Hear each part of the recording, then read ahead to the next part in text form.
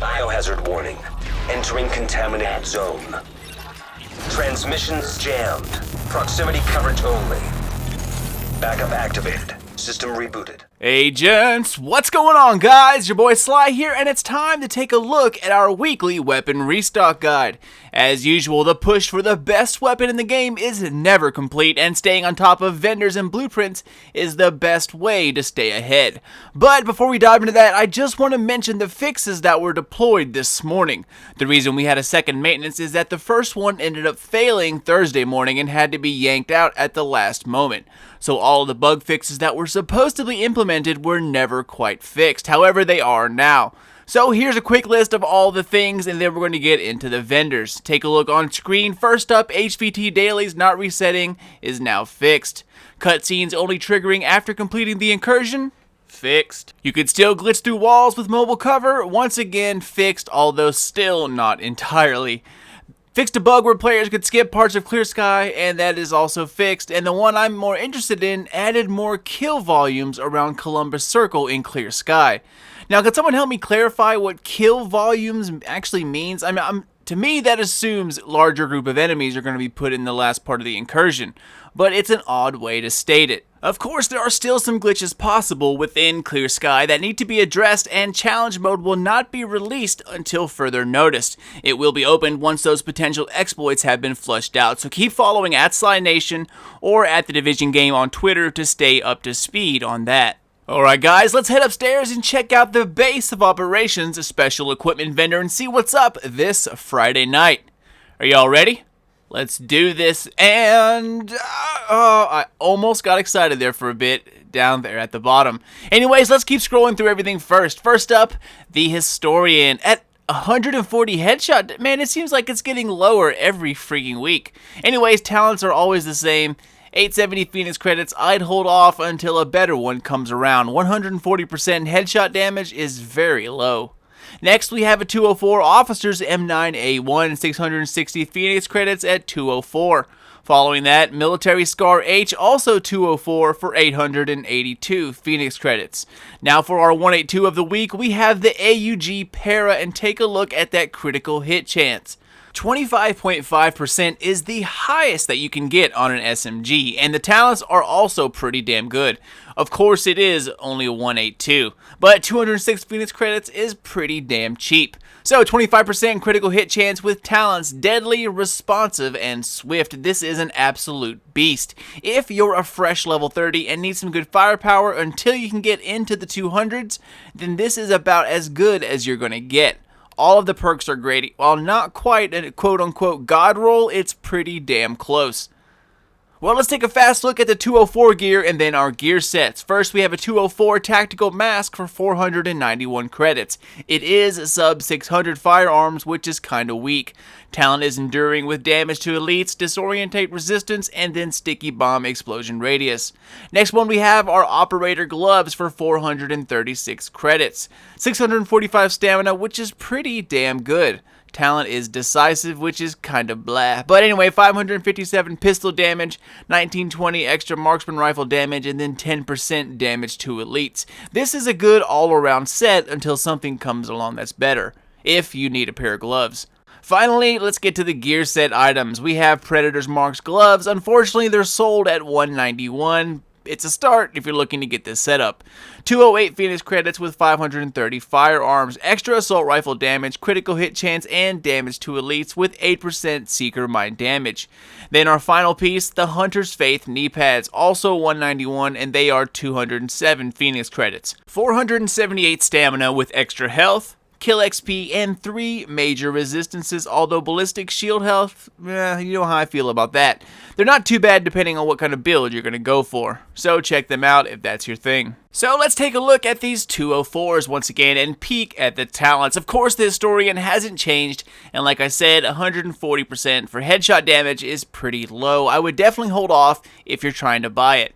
Next up, the Officer's M9A1, 450 rounds per minute with 20 in the mag unmodded. Decent accuracy, great reload, range isn't too bad for a sidearm, and then decent stability.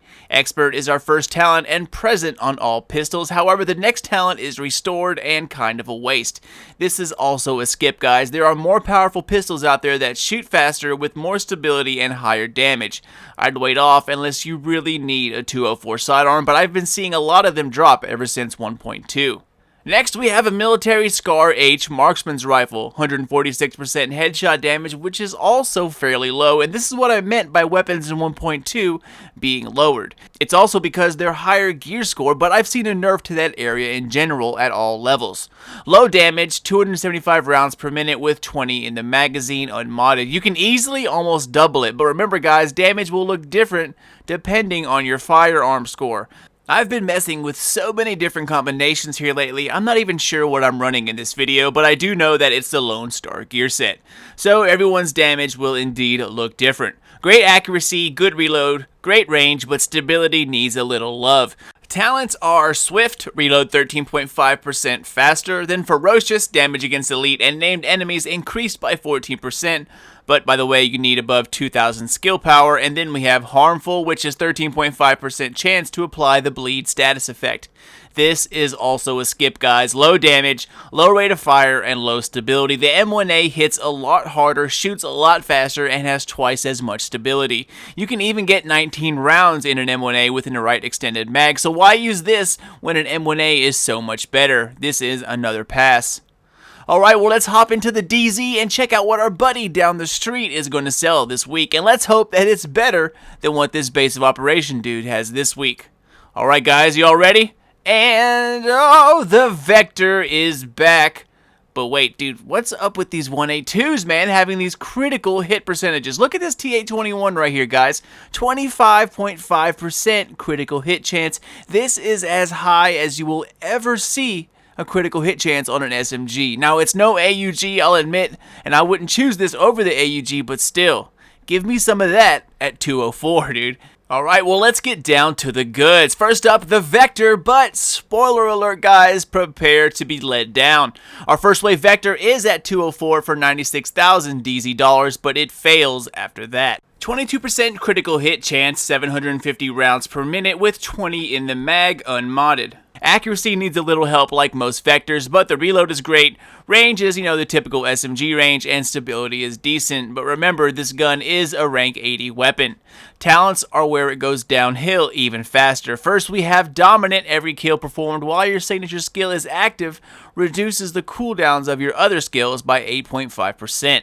Next, we have Competent. Weapon damage is increased by 13.5% for 10 seconds after using a skill, and then Unforgiving, which increases damage the lower your health becomes, and while it's great for use in PvE battles, it's a death wish in PvP.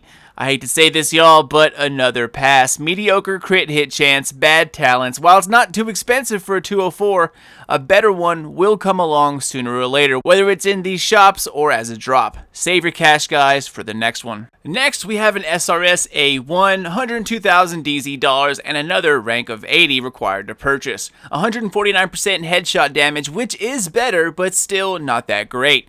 53 rounds per minute with 7 in the mag unmodded. Great accuracy, decent reload, decent range, but mediocre stability. Talents are Ferocious. Damage against named and elite enemies is increased by 14%. Then we have Stable. Stability improved by an awesome 47%. And then finally Skilled. Headshot kills with this weapon increase signature skill resources by 11.5%. And I've always wanted to play around with this talent. Does 9 headshot kills mean that you get your signature skill back in full? 11.5% is a lot per kill, and something I definitely like to look into.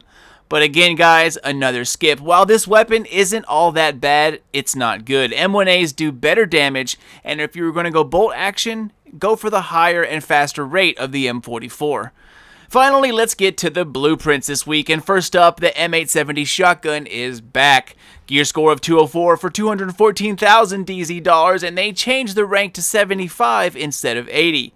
Even though I thought all rank 80s were a mistake, but nope, just the blueprints, and they didn't even lower it by that much, so why even change it in the first place?